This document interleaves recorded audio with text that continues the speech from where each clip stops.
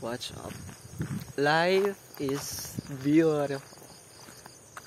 Yes, tapos na po ang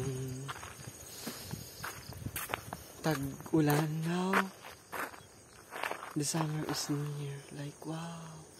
Look at this. Bloomy day.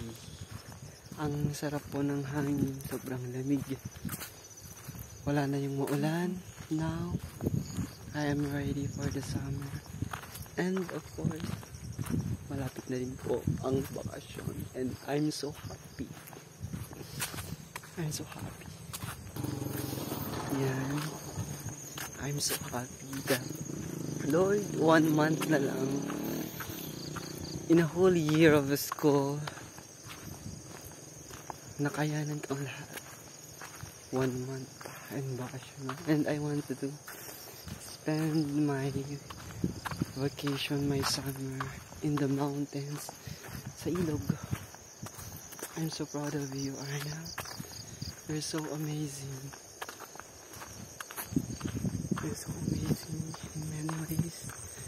I'm so proud of you, my dear. Look at that. Pauwi na po ako mag-isa.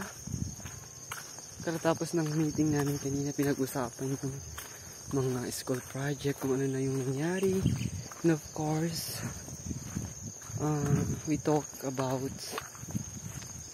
sa darating na fiesta. Lord, thank you for this beautiful life. Thank you for your mercy. Thank you, Lord.